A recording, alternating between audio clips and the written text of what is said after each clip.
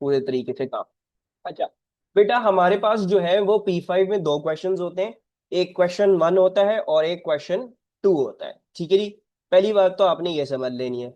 अच्छा, फिर अब हम सबसे पहले जो बात करेंगे, हम क्वेश्चन 1 का ओवरव्यू का कर लेते हैं, ले लेते हैं। क्वेश्चन 1 में हमने एक्सपेरिमेंट डिजाइन करनी होती है, ठीक है। We have to design an experiment.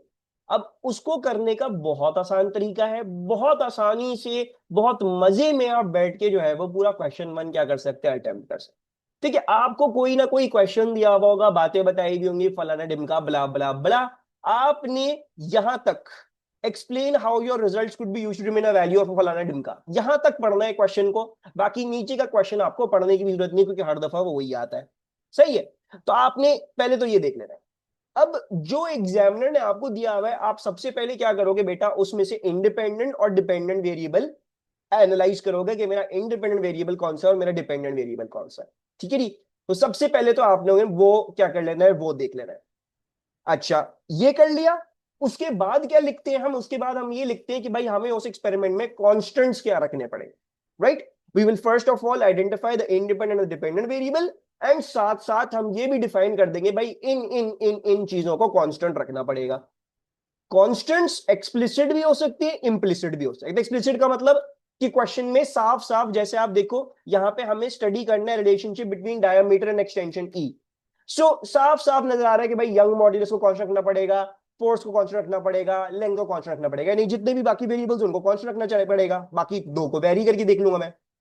ये हो गया एक्सप्लिसिट, साफ साफ नजर आ रहा है कि भाई करना होगा।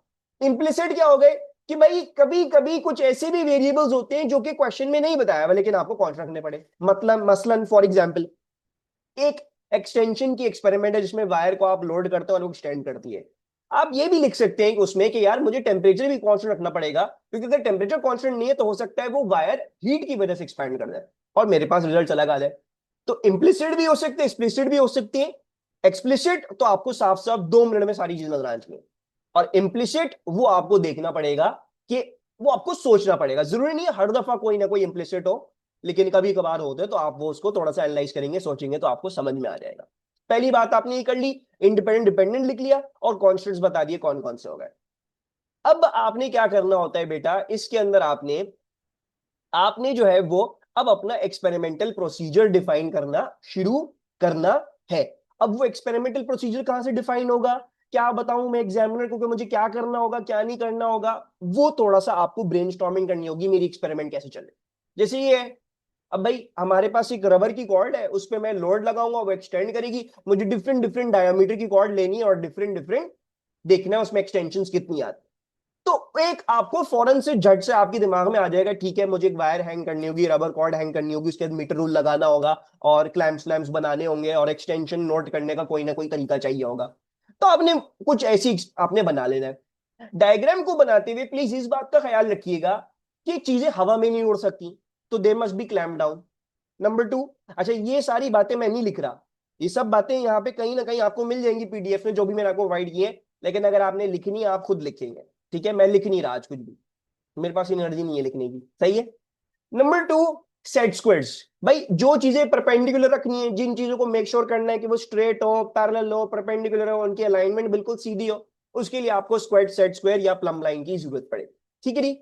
आपने डायग्राम इस तरह की बनानी है कि समझ में आ जाए कि आप बकवास क्या करना चाह रहे हो, ठीक है जी।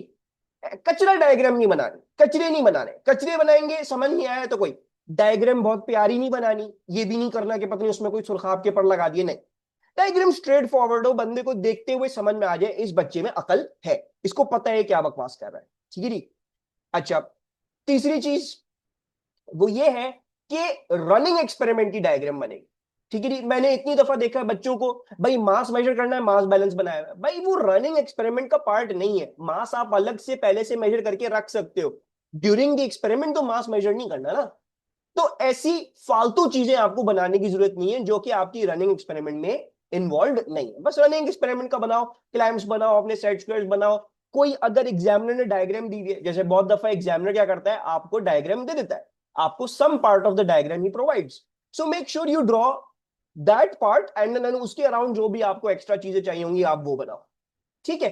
तो रनिंग एक्सपेरिमेंट की बनेगी डायग्राम, एक्स्ट्रा फालतू चीजों की डायग्राम नहीं बनेगी। फिर अब हमें कैसे पता लगे कि हम क्या क्या पॉइंट्स बताएंगे एग्जामिनर को कि हमें मार्क्स मिलेंगे? तो उसके लिए I have already provided you this cheat sheet. इस चीट शीट से ज्यादा अच्छी चीज आपको अपनी जिंदगी में कभी नहीं मिलने वाली 45। ठीक है जी। इसमें एक एक फिजिकल क्वांटिटी, उसको मेजर करने के लिए इंस्ट्रूमेंट और उसकी एडिशनल डिटेल्स साफ साफ क्लियर अल्फाजों में लिखी हुई है। Please spend time on this PDF और इसको याद करने की या इसको गो थ्रू करके अपने दिमाग को थोड़ा सा एक्सपेंड करने की जरूर कोशिश कर लीजिए। ऐसे अब इसमें लिखा हुआ है वर्टिकल हाइट मेजर करनी है, मीटर रूल होगा, क्लैम्प्ड होगा, फिर set square plumb line to make sure it is perpendicular, repeat measurements and average, avoid parallax error. ये देखो, अब इसमें आपने अगर ये चीजें दिखा दी आपको, आपको हो सकता है 2 से 3 मार्क्स सिर्फ ये बातें लिखने की मिल जाए। ठीक है जी। फिर ये लेंथ्स आ गई, फिर मैंने इसमें तमाम वेरिएबल, जितने भी वेरिएबल हैं जो कि आ सकते हैं मेजर करने को, वो सब मैंने बताया। आपको क्या करना होता है, आपको ये भी बताना होगा कि मैं इंडिपेंडेंट वेरिएबल को वेरी कैसे करूंगा, चेंज कैसे करूंगा, उसको मेजर कैसे करूंगा। डिपेंडेंट वेरिएबल के बारे में भी यही बताना होगा कि मैं उसको मेजर कैसे करूंगा। और जितने भी कांस्टेंट्स हैं उनके बारे में भी यही बताना होगा कि मैं उनको मेजर कैसे करूं। आपको ये तमाम डिटेल्स के उनके बारे में मैं क्या क्या लिख सकता हूं, उनको कैसे कैसे मेजर कर सकता हूं, वो इस पीडीएफ में मिल जाएगा। ठीक है जी। मैं आपको बोलूं डायमीटर या आपको बोलूं एरिया, आपके पास उस एरिया के लिए भी यहां पे लिखा हुआ है कि आपने जो है वो फॉर एग्जाम्पल कहा था, मैंने अभी देखा था, ये रहा diameter and area, use micrometer, screw gauge और vernier caliper, measure diameter across several points, average diameter use pi D square upon 4। तो ये सब यहां लिखा हुआ है। इस पीडीएफ पे टाइम स्पेंड कर लोगे, क्वेश्चन 1 ऐसा लगेगा हलवा, कुछ भी नहीं करना, ऐसा बच्चों वाला क्वेश्चन 1 होगा। आपने बस अपनी स्पीड पे काम करना होगा कि मैं स्पीड में कर दूं क्वेश्चन 1 को। ठीक है जी। तो ये पीडीएफ जरूर देख लेना। सही है। अच्छा, हम जब भी अपने वेरिएबल्स को बता रहे होते हैं, चाहे वो इंडिपेंडेंट वेरिएबल हो, डिपेंडेंट वेरिएबल हो और कांस्टेंट्स हो, उनका हम मेजरिंग इंस्ट्रूमेंट लिखेंगे, उनकी एडिशनल डिटेल्स लिखेंगे। एडिशनल डिटेल्स क्या कि भाई उस मेजरिंग इंस्ट्रूमेंट को इस्तेमाल कैसे करना है, क्या क्या बातों का ख्याल रखना होगा। जैसे डायमीटर, अब भाई measure at many points and then average. Formula, अगर कोई फॉर्मूला है, जैसे भाई अब वेट है, वेट डायरेक्टली मेजर नहीं हो सकता, मास पहले मेजर होगा फिर वेट निकलेगा एमजी से, तो ये वेट इक्वल्स टू एमजी लिखने के भी आपको मार्क्स मिले। तो ये सब बातें आपने लिखनी है, उसको हमने मेजर कैसे करना है, उसके बारे में क्या क्या बातों का ख्याल रखना है। ठीक है जी। उसके फॉर्मूलाज क्या क्या आ जाएंगे, कोई ऐसा प्रोसीजर जो उसको इस्तेमाल करते हैं हमेशा फॉलो होता है, वो सब आपको यहाँ पे मिल जाएगा। इससे ज्यादा अच्छी चीज आपको नहीं मिलने वाली, आप जितनी भी मेहनत कर लें। तो क्वेश्चन 1 आपने, उसके लिए आपकी ये पीडीएफ, ये चीट शीट वाली आपकी सबसे बड़ी हेल्प है। ठीक है जी। हानिया, जो चीज कांस्टेंट होती है उसके बारे में भी लिखना होता है, और उसका रीजन ये है हानिया, क्योंकि वो तुमसे ये पूछते हैं कि बेटा ये बताओ कि हमें ये जो अननोन वेरिएबल ई है ये कैसे निकालना। तो जब तुम्हें कांस्टेंट्स की वैल्यू नहीं पता होगी तो तुम इधर प्लग इन क्या करोगी, प्लग इन करोगी तो ई की वैल्यू मिलेगी ना। तो इसलिए कांस्टेंट्स को भी मेजर करना है और बताना है। You need to tell that as well. ठीक है। तो आपने क्या लिखा, आपने सबसे पहले अपना इंडिपेंडेंट डिपेंडेंट वेरिएबल बता दिया, experimental procedure diagram and experimental procedure, जिसमें आ जाएंगी आपकी मैं इंडिपेंडेंट वेरिएबल को कैसे वैरी करूंगा, कौन सा मेजरिंग इंस्ट्रूमेंट इस्तेमाल करूंगा, क्या क्या चीजें उसके ख्याल रखी जाएंगी। इसी तरह डिपेंडेंट का भी कैसे मेजर करूंगा, क्या क्या चीजें ख्याल रखूंगा, एनी फॉर्मुलाज, कॉन्स्टेंट्स कैसे कैसे मेजर करूंगा, कैसे कैसे उनका ख्याल रखूंगा, कैसे कैसे उनके कोई अगर फॉर्मुलाज है उनके बारे में कोई स्पेसिफिक प्रोसीजर है वो लिख दूंगा। वो करके आपने अपनी पूरी एक्सपेरिमेंटल प्रोसीजर क्या कर देनी है, डिफाइन कर देनी है कि भाई ये हम करेंगे, और ये हम करके हमें जो है वो हमारी एक्सपेरिमेंट जो है वो हम कर लेंगे, और हम इतना उसकी रिपीट करके वैल्यूज को हम अपना ग्राफ बना लेंगे या टेबल बना लेंगे। आप बोलोगे कि repeat the experiment for 6 sets of values और फलान ढिमका ब्ला ब्ला ब्ला, और ये कर लिया। यहां तक लिख लिया। इसके बाद शुरू होता है आपका एनालिसिस वाला पार्ट। एनालिसिस वाले पार्ट में क्या लिखना है, आपने सबसे पहले अपनी इक्वेशन को लीनियराइज करना है। ठीक है जी। तो जो भी आपकी इक्वेशन दी हुई है, आप सबसे पहले क्या कर लेंगे, उसको अपना लीनियराइजेशन करेंगे, उसके लीनियराइज करेंगे। कैसे लीनियराइज करेंगे, वही इंडिपेंडेंट वेरिएबल एक्स एक्सिस पे जाएगा, डिपेंडेंट वेरिएबल वाई एक्सिस पे जाएगा। लीनियराइजेशन कर लो। ठीक है जी। लीनियराइजेशन आपने कर ली तो आपको पता लग जाएगा कि मुझे क्या चीज अगेंस्ट क्या चीज प्लॉट करनी है, और मैं लीनियराइजेशन के ऑलरेडी बता चुका हूं तरीके के वो क्या होते हैं। ठीक है, आप सबको पता है कि भाई अगर मुझे डायमीटर मेरा एक्स एक्स पे होना चाहिए तो जरूरी नहीं कि डायमीटर ही हो, वो 1/d² D square D upon two, D upon two नहीं, खैर L N D, L G D, तो मुझे कोई भी बस एक ऐसा वेरिएबल ले लेना है जिसके अंदर मेरे पास क्या हो, उसकी वेरिएशन हो, ठीक है। यानी 1/d² में वेरिएशन किसकी वजह से आ रही है, सिर्फ डी की वजह से आ रही है, और किसी चीज का नहीं है। So it's a valid variable to plot on the axis, ठीक है। और वर्किंग हमें शो नहीं करनी होती, ठीक है। You don't have to show the working. आपने क्लियर अल्फाजों में लिखना है कि हम किस चीज का ग्राफ अगेंस्ट किस चीज का प्लॉट करेंगे। We will plot a graph of फलाना अगेंस्ट फलाना, ये क्लियरली लिखना है कि वाई एक्सिस पे क्या होगा, एक्स एक्सिस पे क्या होगा, इसका एक मार्क है, ठीक है जी। फिर आप ये लिखेंगे relationship independent on X axis होता है हमेशा, independent will always be on X axis, dependent is on Y axis. फिर आप ये लिखेंगे रिलेशनशिप वैलिड कब होगा, relationship will be valid if it's a straight line through origin और straight line through intercept as per your linearisation, आप ये लिखेंगे, ठीक है जी।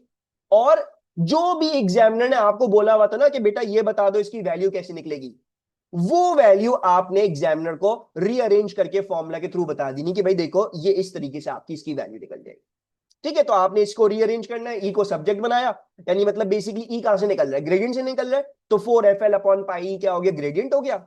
और फिर आपने रीअरेंज कर दिया, ई को बता दिया भाई ये क्यों निकल आएगा। अगर कोई चीज वाई इंटरसेप्ट से निकल रही है तो बिल्कुल वही प्रोसीजर, उसको वाई इंटरसेप्ट की इक्वल करोगे, रीअरेंज करोगे, वो चीज बता दोगे कि यार ये चीज इस तरह से निकलेगी, ठीक है। And finally the safety precautions, safety precautions भी दुनिया जहां की फालतू चीजें नहीं लिख रही, सेफ्टी प्रिकॉशंस भी यहां पे आपको यहां चीट शीट में मिल जाएंगी, घूम फिर के बस उतनी ही सेफ्टी प्रिकॉशंस हैं जो यहां पे लिखी है। जब आप स्प्रिंग्स और कॉर्ड या स्ट्रिंग्स के साथ वर्क कर लो, गॉगल्स पहन लो ताकि आंखों में टूट के ना लगे, ठीक है जी। सैंड बॉक्स लगा लो या कुशन लगा लो कि अगर लोड गिर जाए तो किसी के पैर पे ना गिर जाए या टूट ना जाए। आप कोई हाई वोल्टेज के साथ काम कर रहे हो, इलेक्ट्रिसिटी के साथ काम कर रहे हो, ग्लव्स पहन लो कि भाई करंट ना लगे, ठीक है जी। सर्किट स्विच ऑफ कर दो ताकि करंट ना लगे, ठीक है जी। डिस्चार्ज कर दो कैपेसिटर को बाय शॉर्टिंग इट, ठीक है। When dealing with hot objects gloves पहन लो, when dealing with high pressure use safety screen, ठीक है जी। इसके अलावा भी सेफ्टी प्रिकॉशंस आ सकती है, लेकिन मैं आपको ये बोल रहा हूं कि यार अगर आपने ये कितनी लिखी है, 1 2 3 4 5 6, 6 है ना ये, मैं आपको ये बता रहा हूँ P5 में जितने भी क्वेश्चन आए हैं ना, उनमें आप ये देख लेंगे इस 6 में से कोई ना कोई एक अप्लाई करती होगी, हर दफा एक या दो अप्लाई करती हो। और मैंने आपको इस पीडीएफ में जितने भी सवाल कराए आप उसमें देखेंगे कि मैंने हर जगह यही सेफ्टी प्रिकॉशंस लिखी है, ठीक है। फ्यूम कवर्ड तो बेटा केमिस्ट्री में होगा अगर हार्मफुल गैसेज हो। सर आई रोड के when conducting experiment on live wet diet gate, सही है बेटा Reza, it's okay, it's okay. Sir how many minutes we need to give each question, उस पर बात करते हैं। ये समझ में आ गया कि क्वेश्चन 1 को कैसे प्रिपेयर करना है, सबको समझ में आ गया। ये चीट शीट रट लो, दिमाग में बैठा लो चीट शीट बैठ के, ठीक है जी। ये चीट शीट मैंने ऑलरेडी आप लोगों को दी हुई है, बोलते हो तो मैं तुम लोग को अभी भी ग्रुप पे सेंड कर देता हूं, क्योंकि मुझे तुम लोग के ऊपर बिल्कुल भी भरोसा नहीं है कि तुम लोग जो है वो सही तरह से पढ़ोगे कि नहीं पढ़ोगे। अब पता नहीं व्हाट्सएप खुलेगा कि नहीं खुलेगा, व्हाट्सएप नहीं खुलेगा। चीट शीट भेजी हुई मैंने पहले, कोई उसको फॉरवर्ड कर दे ग्रुप में, if you can, if someone can forward in the group तो प्लीज मेन ग्रुप पे वो फॉरवर्ड कर दो, ताकि हर कोई ये चीट शीट बैठ के पढ़ ले बिफोर द पेपर।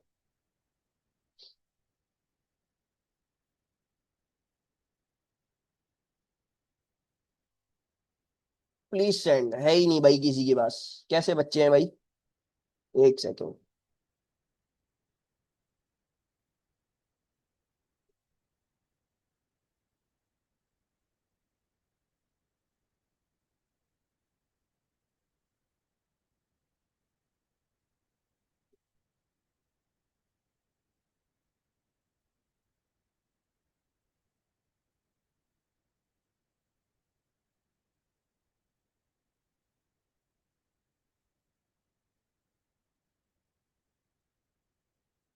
ठीक है। मैंने चीट शीट भी भेज दी, क्वेश्चन 1 की जो हमारी पीडीएफ थी वो भी भेज दी, और क्वेश्चन 2 की जो पीडीएफ थी वो भी भेज दी आप लोगों को, ठीक है।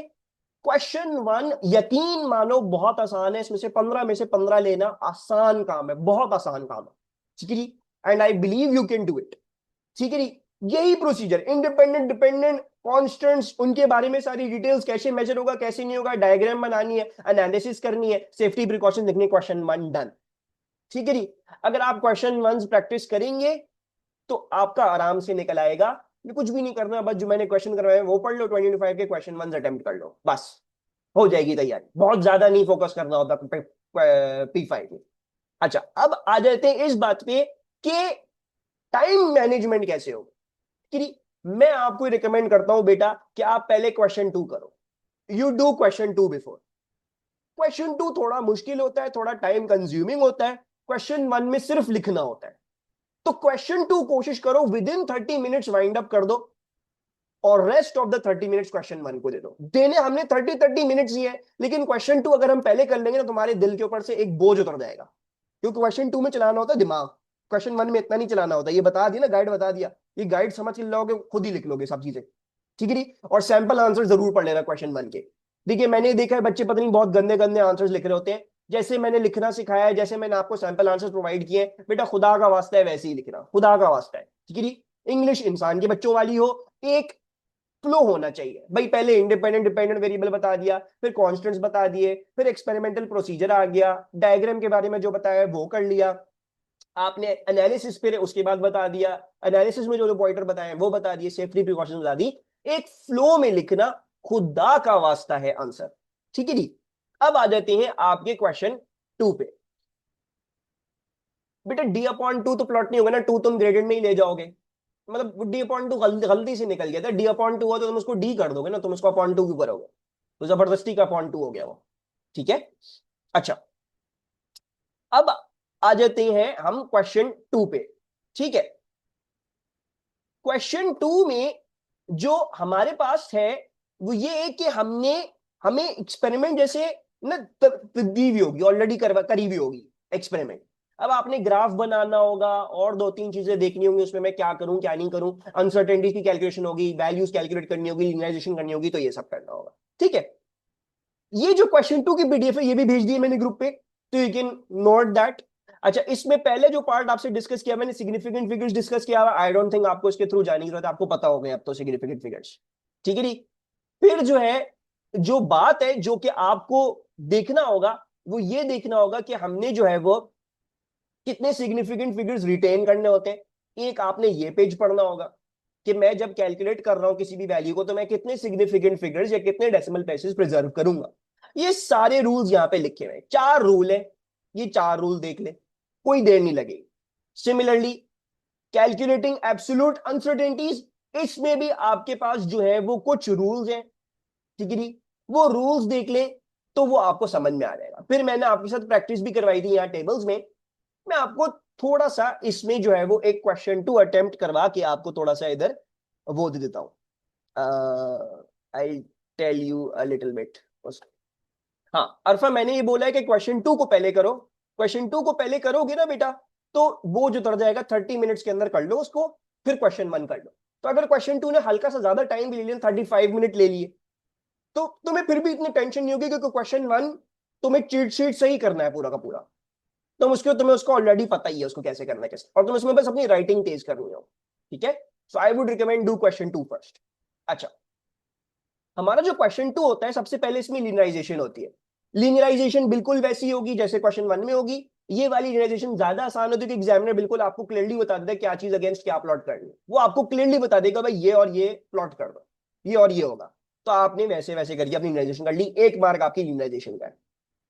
फिर क्या होता है, फिर एग्जामिनर आपको टेबल दे देता है और आपको बोलता है कि बेटा मुझे जरा जो ये जो कॉलम्स हैं इनकी वैल्यूज निकाल के दो। ठीक है जी। और वैल्यूज निकाल के इनकी अनसर्टेनिटीज भी लिखो कि इनकी अनसर्टेनिटीज क्या है। ठीक है। वैल्यूज कैसे निकलेंगी, ठीक है जी, वो क्वेश्चन 2 वाली पीडीएफ में देखोगे, उसमें बताया हुआ है। अब देखो भाई, दो वैल्यूज अगर एड अप हो रही है, तो फिर जो भी इनकी लीस्ट डेसिमल प्लेस वैल्यू होगी वहां तक वैल्यू देंगे। 22 प्लस 33 55 है, दोनों यूनिट्स प्लेस है तो यूनिट्स प्लेस तक दे दी। 22 plus 47 units place, units place, units place तक सारी वैल्यू लिख दी। अनसर्टेनिटी कैसे निकली, यहाँ पे लिखा हुआ है हर रेजिस्टेंस की वैल्यू में 5% की अनसर्टेनिटी। तो पहले मैंने क्या कर लिया, मैंने हर रेजिस्टेंस की वैल्यू में से 5% निकाल लिया। और फिर रूल क्या है, एब्सोल्यूट अनसर्टेनिटी हमेशा 1SF होती है। तो इन दोनों को एडअप किया, 1SF लिख लिया, एडअप किया 1SF, एडअप किया 1SF, एडअप किया 1SF, एडअप किया 1SF, एडअप किया 1SF। क्यों एडअप कर रहा हूं, क्योंकि ये सिंपल एडिशन वाला है।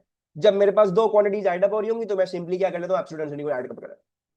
फिर क्या हो रहा है, 1/R1 प्लस R2 निकालना है। तो आपने 1/R1 प्लस R2 तो निकाल लोगे सीधा सीधा, वो तो आपको कोई भी मुश्किल नहीं होगी। अनसर्टेनिटी कैसे निकालोगे, अब देखो ये रेसिप्रोकल वाला तरीका है। आप अपनी वैल्यू का क्या कर रहे हैं, रेसिप्रोकल ले रहे हैं। तो क्या करोगे, you will use your as वाला रूल। या फिर आप मैक्स माइनस प्रिंसिपल भी इस्तेमाल कर सकते हो।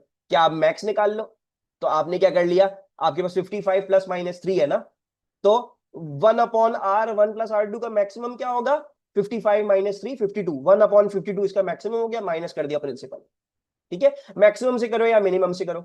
वंस अगेन मैं बहुत ज्यादा डिटेल नहीं जा रहा इसमें, लेकिन मैं आपको भी बता रहा हूं कि मेरे को कंफ्यूज नहीं करना चाह रहा। I have already discussed with you these rules exactly कौन कौन से, कि भाई कैसे कैलकुलेट करेंगे, कितनी एसएफ कितनी डीपी रिटेन करेंगे, यहाँ पे लिखा हुआ है, केस वाइज है ये। ठीक है, जरूरी नहीं है कि आप एक क्वेश्चन करें तो पूरा क्वेश्चन मतलब कर लिया वो वही हो, नहीं, डिफरेंट रूल्स हैं, वो सारे रूल्स आपको पता होने चाहिए, और अनसर्टेनिटी के भी डिफरेंट रूल्स हैं, वो भी आपको पता होने चाहिए। वो भी हमने यहाँ पे एम्पल प्रैक्टिस क्या करवाई है, यहाँ पे मैंने यहाँ पे आपको करवाई हुई है कि कैसे हम इसको करते हैं, कि केस केस वाइज बताया हुआ है कि केस केस वाइज आप क्या करते हैं, उसको इस तरीके से करें। What if I mess up logs वाले रूल्स, कितने मार्क्स लूज होंगे, नहीं होंगे लूज मार्क्स। तुमने अगर मेस अप कर भी दिया ना, फिर भी मार्क्स की अलाउंस होती है, तो टेंशन नहीं लो। ठीक है, तुम अपना बेस्ट से बेस्ट करो, मेसअप हो ना हो अब वो नहीं पता, मेसअप हो या ना हो वो नहीं पता, तुम अपने बेस्ट से बेस्ट करो, जो रूल्स बता दिए वो फॉलो करने की कोशिश करो। ठीक है जी, at the end of the day अगर जल्दी जल्दी में कोई चीज गलत हो भी जाती है तो मार्क्स स्कीम में थोड़ी सी अलाउंस होती है, तो सब आपकी पूरी दुनिया वहां पे जाके खत्म नहीं होगी। How many marks can we get easily in P5? I believe you can get 20 to 23 easily, easily. और जो अगर साफ सुथरा करोगे, तमीज का पेपर करोगे, तो 25 26 27 लेके आना बहुत आसान है, बहुत आसान है। ठीक है जी, मेरी एक स्टूडेंट थी जिसका P4 इतना अच्छा नहीं हुआ था, लेकिन वो P5 में 28 मार्क्स ले आई, उसका ए बन गया। तो P5 भी बहुत दफा P4 के भंड को क्या कर लेता है, क्लच अप कर लेता है। सो P5 में यकीन मानो मुश्किल नहीं है, बिल्कुल भी मुश्किल नहीं है। ठीक है जी, यू कैन डू इट, बगैर पढ़े 20 आ सकते। मैं तुम्हें ये बता रहा हूं, अगर मैं तुम्हारे पेपर अभी सामने रख दूं ना, तुम एटलीस्ट 15 तो ले ही लोगे उसमें से। ठीक है जी, बगैर पढ़े भी किया जा सकता है, लेकिन पढ़ना कितना ही है, एक दिन लगेगा ज्यादा से ज्यादा पूरा P5 पढ़ने में, यकीन मानो बस एक दिन लगेगा। बस तुम लोगों ने ये देखना है कि सर ने क्या क्या बताया हुआ है, कैसे कैसे आंसर्स लिखने, क्या क्या करना है, क्या क्या रूल्स है, क्या क्या टिप्स है, क्या क्या ट्रिक्स है जो सर ने बताई, बस वो देख लोगे। यकीन मानो वो 15 से 25 तक आने में कोई देर नहीं लगेगी। नेक्स्ट पेपर जो अटेम्प्ट करोगे उसमें 25 होंगे तुम लोगों के marks, you will be able to do that. ठीक है, you will be able to do that, बहुत आसान है P5।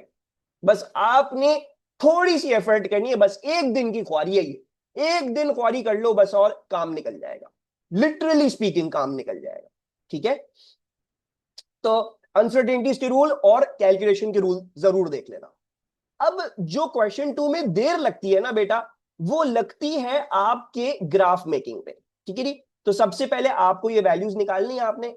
अब एग्जामिनर ने बोला होगा भाई आप प्लॉट कर लो L and V against 1/r1 + r2, तो जो भी आप जल्दी जल्दी फिर क्या करोगे, पॉइंट्स प्लॉट कर दोगे। ठीक है, आपने पॉइंट्स प्लॉट कर दिए। मैं आपको रिकमेंड ही करता हूं कि फिजिक्स P5 में आप डॉट लगाओ और उसको सर्कल कर दो, क्योंकि वो नुमाया दिखता है। क्रॉस में ना, क्रॉस थोड़ा सा अजीब सा होता है, मुझे क्रॉस कभी भी नहीं पसंद था, मुझे डॉट ही पसंद है। आप डॉट लगाओ, उसको सर्कल कर दो, तो वो नुमाया दिखता है कि भाई आपने कहां पे मार्क किया हुआ है। तो I feel like that is correct. ठीक है, बिल्कुल ये सभी है, यही है, यही है, बस एक दिन की ख्वारी है। मैं बता रहा हूं एक दिन के अंदर तुम लोग 26 27 मार्क्स बा आसानी ले सकते हो, बा आसानी। बस वो एक दिन की ख्वारी कर लो। ठीक है जी, बहुत आसान है P5। आपने पॉइंट्स प्लॉट कर दिए बेटा, पॉइंट्स प्लॉट करने के बाद अब हमने बनानी होती है straight line of best fit और straight line of worst fit. ये कैसे बनेगी, ये समझ लो। बेस्ट फिट बनाने की एक हैक है। हैक क्या है, आप अपने पहले 3 पॉइंट्स को एवरेज करो, बोथ एक्स में भी और वाई में भी। तो ये पहले 3 लो, इनको एवरेज करो, और ये पहले 3 लो, इनको एवरेज करो, एक पॉइंट बना लो। ठीक है जी, एक पॉइंट बना लो। सिमिलरली आखिर के 3 पॉइंट्स लो, इनको एवरेज कर लो, इन 3 पॉइंट्स को लो, एवरेज कर लो। तो 2 पॉइंट्स आ जाएंगे, एक एक्स वाई कोऑर्डिनेट पहले के 3 पॉइंट्स को एवरेज करके, और एक एक्स वाई कोऑर्डिनेट आखिर के 3 पॉइंट्स को एवरेज करके। 2 कोऑर्डिनेट्स आ गए, वो कोऑर्डिनेट्स हल्के से निशान से क्या कर लो, अपने ग्राफ में मार्क कर लो, मार्क कर लोगे। अब स्केल जो लेके जाओगे वो ट्रांसपेरेंट होना चाहिए, 30 सेंटीमीटर का होना चाहिए, 30 सेंटीमीटर का ट्रांसपेरेंट स्केल बड़ा वाला होना चाहिए। अब जब आप उन पॉइंट्स के साथ अलाइन करोगे ना उस स्केल को, तो नेचुरली स्पीकिंग, एरर बार अभी नहीं बताया, अभी पहले straight line of best fit की बात समझ लो। नेचुरली स्पीकिंग आपकी, जब आप उन दोनों पॉइंट में से लाइन बनाओगे ना, तो वो 90% ऑफ द टाइम आपकी straight line of best fit ही होती है। अगर आपने एवरेज करके ये टेक्निक लगा ली ना, तो 90% ऑफ द टाइम यही चीज आपको क्या देती है, आपको आपकी straight line of best fit देती है। लेकिन अगर नहीं हो, अब कैसे पता लगेगा कि वो नहीं है? Straight line of best fit का उसूल ये है कि जितने पॉइंट्स अबव होंगे उतने ही पॉइंट्स बिलो होंगे। अगर 3 पॉइंट अबव आ रहे, 3 पॉइंट बिलो। अगर 2 पॉइंट अबव आ रहे, 2 पॉइंट बिलो। अगर 1 पॉइंट अबव आ रहे, 1 पॉइंट बिलो। ठीक है जी, ये रूल है। तो जब आपने वो 2 पॉइंट मार के और उसमें से स्केल रखा और लाइन बनाने लगे, तो अगर आपको ये नजर आ रहा है कि यार 3 पॉइंट अबव है, 3 पॉइंट बिलो है, तो सही है, लाइन बना दो।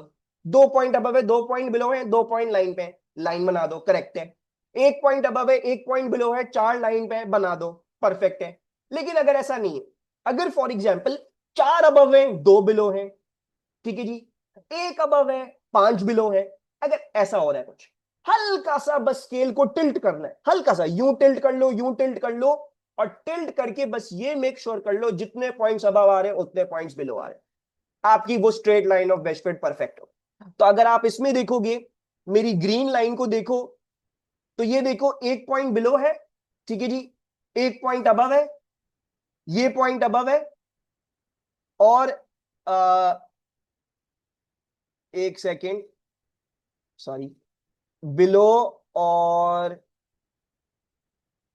एक सेकेंड, बेस्ट फिट, अच्छा बेस्ट फिट रेड वाली है, सॉरी, रेड वाली बेस्ट फिट है।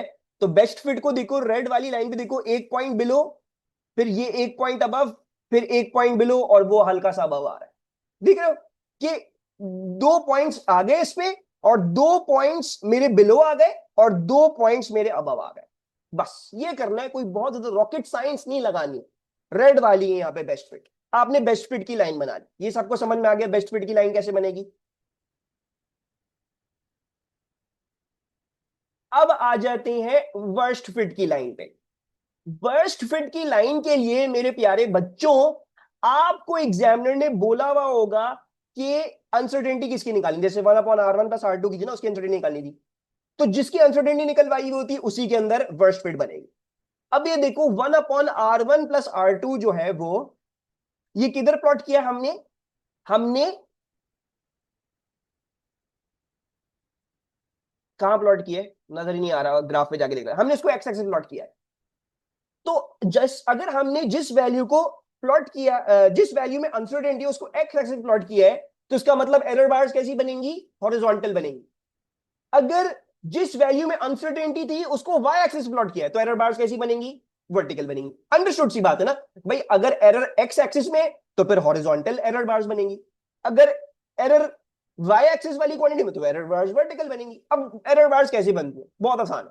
सबसे पहले क्या कर लो, ये निकाल लो कि तुम्हारा एक स्मॉल बॉक्स क्या रिप्रेजेंट कर रहा है। कैसे निकालोगे?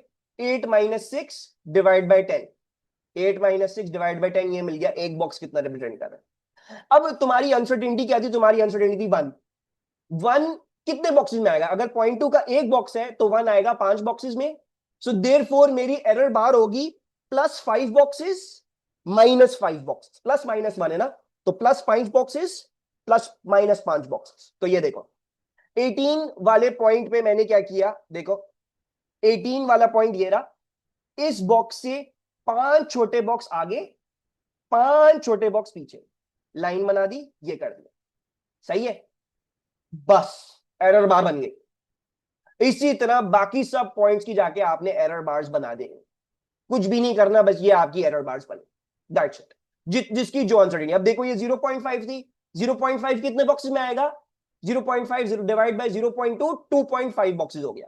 सो देयरफॉर 8.7 वाले बॉक्स की मैंने कितने में बनाई? देखो बस उसको 2.5 बॉक्स की उसकी एरर बार बनाई। 2.5 बॉक्स आगे, 2.5 बॉक्स पीछे।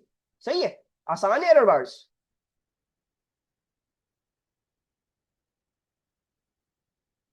आसान, समझ में आ गया? बिकॉज बेटा अनस, एरर एक्स एक्सिस वाली वैल्यू में 1/R1 + R2 किधर है? एक्स एक्सिस में है ना, तो ये एरर फिर एक्स में दिखाया जाएगा, हॉरिजॉन्टली दिखाया जाएगा। अगर ये 1/R1 + R2 का होता है, वाई एक्सिस में होता है, तो फिर हम इसको वर्टिकली दिखाते। समझ रहे हो बात को? नहीं लगेगा टाइम, यकीन मानो नहीं लगेगा टाइम। जल्दी से हो जाएगा, you will be able to do it.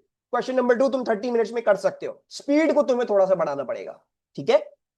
Error bars सबको समझ में आ गई हैं होपफुली, ठीक है। तो आई होप सबको एरर बार्स जो है वो क्या हो गई होंगी, समझ में आ गई होंगी। अब वर्स्ट फिट की लाइन बनाने का तरीका क्या है, हैक है, इसकी भी हैक है। हैक क्या है, सबसे जो एक्सट्रीम पॉइंट्स है उनकी ऑल्टरनेट साइड से एरर बार बनेगी। क्या मतलब है इस बात का, मैं इसको यहां पे आपको बना के दिखाता हूं, ठीक है जी। सपोज करते हैं ये आपका ग्राफ है, ठीक है जी, ये आपका ग्राफ है, और ये आपका पॉइंट था जिसपे आपकी एरर बार यू बन रही है, और ये आपका पॉइंट है जिसपे आपकी एरर बार यू बन रही है, सही है। और ये आपके बाकी पॉइंट्स हैं ऐसे और ऐसे, सही है। अब जो एक्सट्रीम वाले पॉइंट्स है ना बेटा, ये वाले और ये वाले, इनकी ऑल्टरनेट साइड से लाइन बना दो, वो वर्स्ट फिट की लाइन होगी। क्या मतलब होगा, इसके यहां से शुरू करो और इसके यहां तक बना दो, यानी इसके राइट से शुरू कर रहे हो तो उसके कहां पे एंड करो, लेफ्ट पे खत्म करो। अगर इसके लेफ्ट से शुरू कर रहे हो तो उसके कहां पे एंड करो, उसके राइट पे एंड करो, बस वर्स्ट फिट की लाइन यूं बने। ऑल्टरनेट, अगर ये वर्टिकल होती तो अगर इसके नीचे से शुरू कर रहे हो तो उसके ऊपर तक खत्म करो, अगर उसके नीचे से शुरू कर रहे हो तो उसके ऊपर तक खत्म करो, सिंपल, दैट्स इट, और कुछ नहीं करना, ठीक है जी। तो आपने क्या कर दिया, अब फॉर एग्जाम्पल आपने आपने ये वाली एरर बार भी बना सकते हो आप, और आप कौन सी एरर बार बना सकते हो, और जो है वो आप ये वाली एरर बार भी बना सकते हो। अब वर्स्ट फिट की लाइन का एक रूल है, समझ नहीं आ रहा भाई, देखो ये तो बना लोगे ना, यहां तक तो काम कर लिया तुम लोगों ने, यहां तक काम कर लिया ना, एरर बार्स वगैरह बना ली, ठीक है जी। अब वर्स्ट फिट की हैक क्या है, हैक सुन लो। एक्सट्रीम पॉइंट्स चूज करोगे, एक्सट्रीम का मतलब क्या है, जो सबसे कोने वाले पॉइंट्स है, जो सबसे दूर वाले पॉइंट्स वो चूज करोगे, ठीक है। और इनकी ऑल्टरनेट साइड्स के बीच में लाइन बनाओगे। क्या मतलब है इस बात का, अगर तुम इसके राइट से शुरू कर रहे हो, अगर तुम एरर वर्स्ट फिट की लाइन इसके राइट से शुरू कर रहे हो, इसकी एरर बार के राइट से, तो ऊपर वाले की लेफ्ट पे जाके खत्म करोगे, यानी तुम वर्स्ट फिट की लाइन यूं बनाओ। वरना अगर तुमने क्या किया हुआ है, तुमने जो है वो इसके लेफ्ट से शुरू किया है, तो तुम उसके राइट पे जाके खत्म करो, ऑल्टरनेट होगा। ये नहीं होगा इसके लेफ्ट से उसके लेफ्ट तक बना दी, या उसके राइट से लेके उसके राइट तक बना दी, ये नहीं, उल्टा होगा, ठीक है जी। और अगर यस टेक्निकली इनवर्स बिल्कुल, और अगर ये वर्टिकल होती तो वर्टिकल में क्या होता, इसके ऊपर से उसके नीचे तक, इसके ऊपर से उसके नीचे तक, समझ रहे हो? वो तो अब तो क्लियर हो गया ना, अगर अब हॉरिजॉन्टल है तो राइट से लेफ्ट, और वर्टिकल है तो अप से डाउन, राइट। अच्छा, अब वर्स्ट फिट की लाइन का एक रूल है, बस एक रूल है।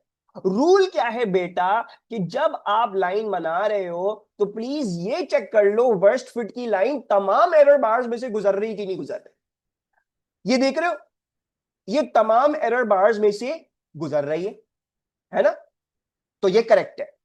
हर एरर बार में से ये गुजर गई तो ये करेक्ट है। अच्छा, अगर बिलफर्ज नहीं गुजर रही, जैसे आपने ये बनाई, जैसे अगर मैं फॉर एग्जांपल दूसरी वाली बनाऊं, कोई बच्चा हो सकता है ये वाली बनाए, अब इसमें ये नहीं गुजर रही, ये देख रहे हो यहां से ये नहीं गुजर रही, अब क्या करेंगे, जब नहीं गुजर रही, नहीं गुजर रही, तो फिर दूसरा वाला केस लगा लो, जैसे तुमने अभी इसके लेफ्ट से उसके राइट तक बनाया, तो तुम इसके राइट से उसके लेफ्ट तक बना लो, मतलब उल्टा कर दो। ये वाली नहीं हो रही सही, तो वो वाली बना लो, सही है। या तो ये कर लो, या फिर अगर you are held belt upon drawing देसी, तो बस तुम्हें इसको हल्का सा अब टिल्ट करना पड़ेगा, इसको हल्का सा अंदर करना पड़ेगा, तो हल्का सा लाइन को अंदर कर दो ताकि वो तमाम एरर बार्स में से गुजरना शुरू कर दे, फिर तुम्हें ये करना पड़ेगा, ठीक है। तो रूल ये है कि हर एरर बार में से पास थ्रू करनी चाहिए है लाजिमन, ठीक है। 90% ऑफ टाइम जब इनवर्स वाली टेक्निक अप्लाई करोगे, खुद ही पास थ्रू करेगा वो उसमें से, ठीक है जी। अगर एक केस के थ्रू पास नहीं करे तो दूसरी वाली केस इनवर्स वाली लगाओगे तो उसमें से पास थ्रू कर जाएगा।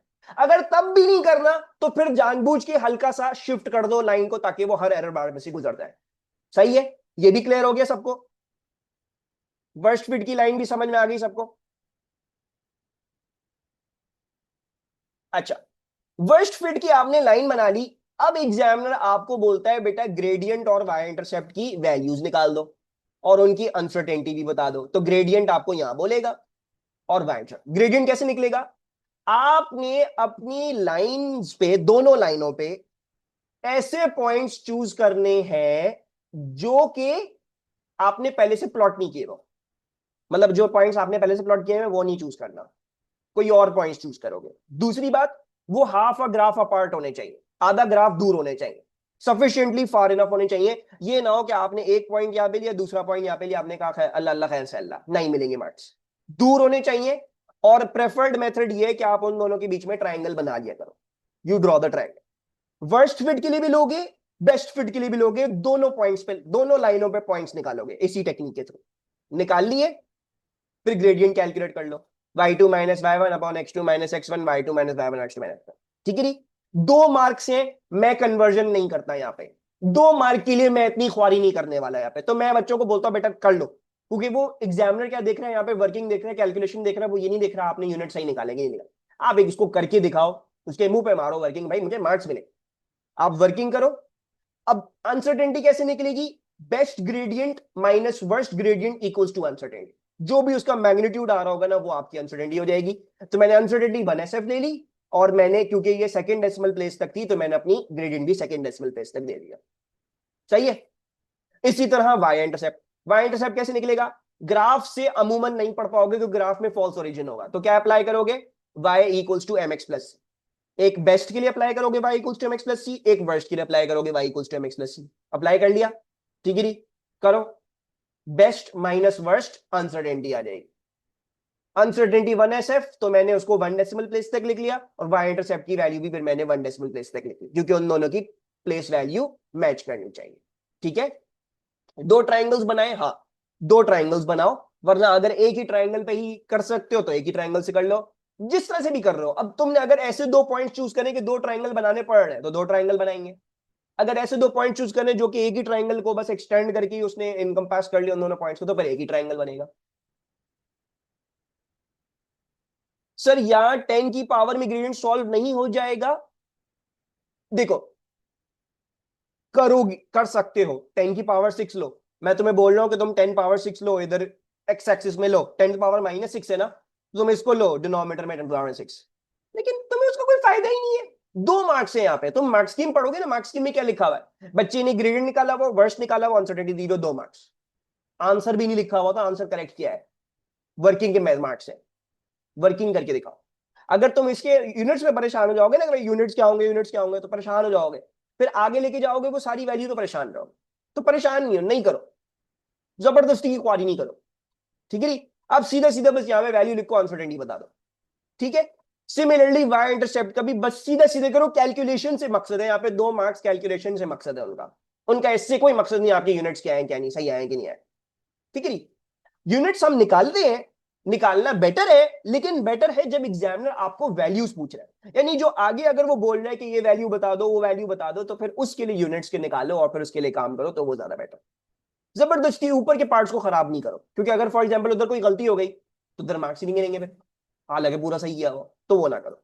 ठीक है। अच्छा, अब आपने ये देखा होगा कि यार मैंने यहाँ पे यूनिट लिखे हुए हैं, क्यों लिखे हुए हैं? इसलिए लिखे हुए हैं क्योंकि यार मैंने देखो यहाँ पे आगे जाके कैलकुलेशन करनी है, वाई इंटरसेप्ट और एक्स ग्रेडियंट की वैल्यू इस्तेमाल करके मैंने यहाँ पे कैलकुलेशन करनी। मैंने क्या किया, अब देखो यूनिट कैसे निकलेंगे, बहुत आसान तरीका। देखो, लॉगरिथम के कोई यूनिट नहीं होते। एक्स एक्सिस पे 10 पावर-6 ओम्स है। एक्स का होता है नीचे होता है ना, तो डिनोमिनेटर जब ऊपर आएगा, जब मैं 10 पावर-6 ओम्स नीचे था उसको ऊपर लेके जाऊंगा, तो क्या होगा? 10 पावर 6 ओम्स हो जाएगा। सिंपल। तो यूनिट अगर लिखने भी हो या यूनिट एक्सप्रेस भी करना हो तो कोई ऐसी मुश्किल की बात नहीं। तो मैंने ये निकाल लिए। बाकी वाई इंटरसेप्ट के कोई यूनिट नहीं होंगे, क्योंकि वाई एक्सिस के कोई यूनिट नहीं है, तो आपने देख लिया यहाँ पे नो यूनिट है। इसी तरीके से हल्का हाथ रखिए, यहां पे भले नहीं दिखाओ, इन पार्ट्स में भले नहीं दिखाओ यहाँ पे कि क्या यूनिट्स है, नहीं दिखाओ, लेकिन साइड में वर्किंग कर लो। ठीक है, ये एक्सपेक्टेड यूनिट्स ये आने चाहिए। ठीक है। यूनिट्स कैसे निकलेंगे, ये देखो, जो भी वाई एक्सिस के यूनिट्स होंगे वो एज इट इज यहां आ जाएंगे, और जो एक्स एक्सिस यूनिट्स है वो यहाँ पे आ जाएंगे। फिर एक्स वाले को ऊपर जाके क्या कर दोगे, रेसिप्रोकेट कर दोगे। जैसे यहाँ पे लिखा हुआ था ना 10 पावर-6 ओम्स, तो क्या होगा, 10 पावर-6 ऊपर जाएगा, 10 पावर 6 हो जाएगा, और ओम ऊपर जाके क्या हो जाएगा, ओम की पावर माइनस हो जाएगा। सिंपल। तो वाई एक्सिस के वैसे के वैसे ही रहते हैं, एक्स एक्सिस वाले ऊपर जाके रेसिप्रोकेट हो जाएंगे, इनवर्स हो जाएंगे। ठीक है। नहीं, ग्रेडियंट और वाई इंटरसेप्ट में यूनिट्स लिखना जरूरी नहीं है, लेकिन हाँ आगे जब वैल्यूज निकाल रहे हो ये वाली, उनके यूनिट्स लिखने होंगे, तो फिर डिटरमिन करना उनको जरूरी है। मतलब अगर तुम उनके यूनिट डिटरमिन कर लोगे तो ज्यादा बेटर है। ठीक है, तो ये, लेकिन उसको कैलकुलेशन में इन्वॉल्व करने की जरूरत नहीं। अब तुम ये देख रहे हो, मैंने यहां पे इसकी टेंशन नहीं ली, 10⁻⁻6 ओम किया नहीं किया, मैंने उसको बस करके दिखाया भाई देखो मैं इस तरह से कैलकुलेट कर रहा हूं, और मैंने बस इधर यूनिट लिख ली भाई, ये आगे जाके देख लूंगा जो भी होगा मेरा काम, क्योंकि ग्रेडियंट के यूनिट मेरे ऊपर डिपेंड करते हैं, मैं जैसे भी दूं आगे जब मैं अपनी कैलकुलेशन सही कर लूंगा तो इससे कोई मसला नहीं।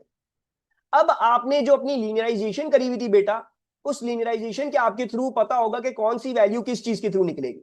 जैसे आपने बोला था gradient is T over C and Y intercept is L, तो ई निकालना हो तो वाई इंटरसेप्ट निकलेगा, ग्रेडियंट के थ्रू सी या टी जो भी निकालना होगा वो निकल आएगा। तो आपने सिंपली जो भी अपनी ग्रेडियंट की वैल्यू वर्कआउट करिए और जो भी वाई इंटरसेप्ट की वैल्यू वर्कआउट करिए वो प्लग इन करें विद देयर यूनिट्स और कैलकुलेट करने आपको वैल्यूज मिल जाएगी। कर लिया? ठीक है। उसके बाद क्या होता है, एग्जामिनर आपको बोलता है यार परसेंटेज अनसर्टेनिटी बता दो। ठीक है जी, या usually percentage uncertainty, percentage uncertainty कैसे निकलेगी, अब देखो जैसे ही है उसने बोला determine the percentage uncertainty in C. अब सबसे पहले आप देखोगे मैंने सी वर्कआउट कैसे किया, ऊपर मैंने सी वर्कआउट किया टाइम को डिवाइड बाय ग्रेडियंट करके, है ना, टाइम को डिवाइड किया बाय ग्रेडियंट। तो वही एएस वाला रूल लगाएंगे, क्या हो जाएगा, delta T upon T plus delta G gradient upon gradient, delta T upon T plus delta gradient upon gradient. Percentage निकालनी है तो जो भी मेरी फ्रैक्शन अनसर्टेनिटी होगी उसको मल्टीप्लाई बाय 100 कर दूंगा, और देयरफॉर इसको भी मल्टीप्लाई बाय 100 करना पड़ेगा। अब कुछ भी नहीं करना, अनसर्टेनिटी प्लग इन करो, करो वैल्यू आ जाएगी परसेंटेज। परसेंटेज अनसर्टेनिटी में वही आपने अपना एएस फिजिक्स वाला रूल लगाना है। ठीक है, अब अगर वो for example you can see the questions, मैंने क्वेश्चन टूज भी आपको जो पीडीएफ दी है, अब आई डोंट नो मेरे पास यहाँ पे है कि नहीं, लेकिन जो मैं आपको एक और पीडीएफ भी भेज दूंगा जिसमें वे तहाशा क्वेश्चन टू सॉल्व हुए में। तो हमने बस यही करना होता है, आपने देखना मैंने कैसे कैलकुलेट करी, कैसे कैलकुलेट करी हुई। अब एएस वाले रूल लगा दो, delta T upon T delta grade plus delta grade upon grade, खत्म। अगर ये टी स्क्वायर होता तो फिर 2 times delta T upon T, आपको पता है पावर जो भी होती है वो बाहर आ जाती है, तो आपने वो निकाल दी। सर सी का यूनिट कैसे आया, देखो सी जो है वो आपकी कैपेसिटेंस है, सी क्या है तुम्हारे पास, कैपेसिटेंस है ना, ये है ना। तो जब मैं इसको एसआई बेस यूनिट्स में सॉल्व करूंगा तो फैरेड्स में आ जाएगा, तो मैंने फैरेड्स लिख लिया। वरना अगर तुमने फॉर एग्जाम्पल तुमने इसको इस तरीके से लिखना है, तुम इसको ऐसे भी लिख सकते हो, ये सेकंड है और तुम्हारा ये क्या था, ये वाली वैल्यू तुम्हारी पर ओम थी ना, तो तुम इसको ऐसे भी लिख सकते हो, तो इसको सेकंड ओम भी लिख सकते हो। You can write it like this as well, क्योंकि तुम्हें पता है कि T equals to R C होता है, तो सी के यूनिट्स क्या हो जाएंगे, सी के यूनिट्स हो जाएंगे टी डिवाइड बाय आर। ठीक है, और सॉरी सेकंड पर ओम हो जाएगा। ठीक है, सो सही है, मतलब तुम उसको कैलकुलेट करो या फिर उसको एनालाइज कर लो, क्योंकि भाई मैं ऐसा ही बेस यूनिट्स में कर रहा हूं तो फिर मेरा यूनिट जो आएगा वो ऐसा ही वाला ही आएगा, यानी कैपेसिटेंस का फैरेड जो, तो वो अगर मैंने सब चीजें प्रॉपर्ली करी है, ओम में रखा है, सेकंड में रखा है, सब कुछ सही तरह किया है, तो वो भी वैसे ही आ जाएगा। ठीक है, वरना अगर तुमने कैलकुलेट करना जैसे सेकंड अगर हो तो तुम कैलकुलेट कर लो, तुम्हारे पास आ जाएगा उससे भी। ठीक है, सॉरी आई थिंक ये जो है वो यहाँ पे ओम है, तो ऊपर जाके वो ओम -1 हो जाएगा। सही है। अच्छा, फिर क्या है sir, how did you calculate uncertain gradient, best gradient minus worst gradient, बस best gradient minus worst gradient ये तुमने लिखा हुआ है। तो अब तुम अगर इसकी फ्रैक्शनल अनसर्टेनिटी निकालेंगे तुम क्या करोगे, तुम 0.05 डिवाइड बाय 0.18 इंटू 100 कर दोगे, ग्रेडियंट की परसेंटेज आ जाएगी। ठीक है जी, मुश्तबा मार्क्स मिल जाएंगे, क्योंकि वो यूनिट गलत तो नहीं है ना। Farads is basically second ohm, farads is basically second per ohm, सही है, वो रॉन्ग नहीं होगा, करेक्ट होगा वो, सही है। अच्छा, फिर अनसर्टेनिटी निकाल ली तुम लोगों ने, एक पार्ट ये होता है, फिर आखिरी पार्ट ये होता है कि यार देखो आपको वैल्यूज बता देंगे और आपको बोलेंगे कि ये वैल्यू निकाल दो, मतलब कुछ वैल्यूज दे देंगे और आपको बोलेंगे यार फॉर्मूला में डाल के वैल्यू निकाल दो। तो कुछ भी नहीं करना होता, आपको 5 वोल्ट दिया हुआ है, 60 सेकंड दिया हुआ है, बोला हुआ R1 प्लस R2 बता दो क्या होना चाहिए। कुछ भी नहीं करना, अपनी ओरिजिनल इक्वेशन में जाओ, जो वैल्यूज बताएंगे प्लग इन कर दो, जो भी तुम लोगों ने निकाला था ग्रेडियंट के थ्रू या वाई इंटरसेप्ट के थ्रू वो प्लग इन कर दो, वो प्लग इन करके अपनी वैल्यू निकाल दो जो एग्जामिनर बोल रहा है। तो तुम ये देखोगे ये 30 कहां से आया, ये मैंने वर्कआउट किया था, 35 कहां से आया है क्वेश्चन में दिया हुआ है, 60 कहां से आया है क्वेश्चन में दिया हुआ है, और ये 3.33 -4 कहां से आया है, ये मेरा जो है वो है सी है, तो सी मैंने जो कैलकुलेट किया हुआ था वो प्लग इन कर दिया, R1 + R2 मांगा, रीअरेंज करके R1 + R2 वैल्यू दे दी, खत्म, दैट्स इट। आपके P5 में ऐसे ही क्वेश्चंस आते हैं, इसके अलावा और कोई जो है वो और क्वेश्चन 2 में और कोई रॉकेट साइंस, ठीक है।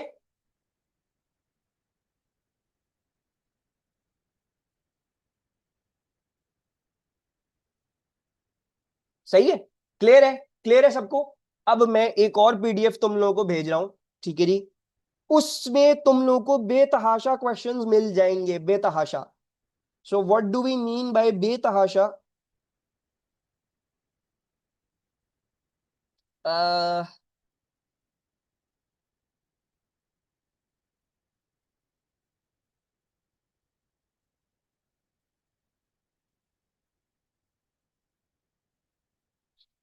आई have shared with you a drive link also in the group. इसमें आपको बेतहाशा क्वेश्चन मिल जाएंगे, क्वेश्चन 1 प्रैक्टिस करने, क्वेश्चन 2 प्रैक्टिस करने, रिव्यू कर लो, लिखो भी नहीं, खुद सॉल्व भी नहीं करो, रिव्यू कर लो सर ने कैसे कैसे किया हुआ है, कैसे कैसे हुआ हुआ है, समझ में आ रहा है मुझे क्या हो रहा है क्या नहीं हो रहा। और 25 के पेपर्स प्रैक्टिस कर लो, चीट शीट मेमोराइज कर लो, जो ट्रिक्स हैक्स बता दी, जो टिप्स बता दी वो दिमाग में रख लो। P5 लिटरली, लिटरली ऑनेस्ट बात बताऊं, मैं होता ना, मैं एग्जाम से 2 घंटे पहले पढ़ के जाता, मैं फिर भी 30 आउट ऑफ 30 ले आता। P5 इतना आसान है, सच्ची में, सच्ची में। जैसे इंग्लिश का पेपर होता है ना, इंग्लिश लैंग्वेज का पेपर होता है, पढ़ के नहीं जाते, करके आ जाते हैं, आसान मार्क्स आ जाते हैं, ये ऐसा ही पेपर है। थोड़ा सा पढ़ ले, 2 घंटे पहले बैठ के पढ़ ले बंदा, तमीज से, बस उसको चीजें आती हो करना, वो कर लेगा, आप P5 का क्वेश्चन आराम से कर लोगे। बस टाइम मैनेजमेंट का ख्याल रख लेना, please keep track of your time. Question 2 को कोशिश करना 30 मिनट से ज्यादा ना दो, क्वेश्चन 2 पहले करो, वाइंड अप करो 30 मिनट्स में, जल्दी जल्दी करो, वाइंड अप करो, और क्वेश्चन 1 में बकवास जड़ दो, मार्क्स मिलते हैं, ठीक है।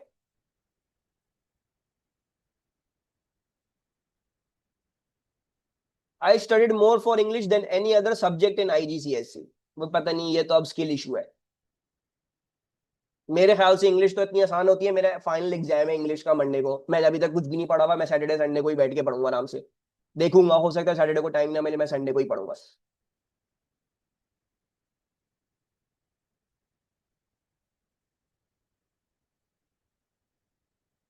यूनी में इंग्लिश देना होता है जी, यूनी में हमें अभी तक 3 कोर्सेज पढ़ा चुके हैं इंग्लिश के, ये तीसरा कोर्स पढ़ रहे हैं हम इंग्लिश का, पागल लोग, ठीक है। अच्छा मैं ये स्टॉप कर रहा हूँ रिकॉर्डिंग।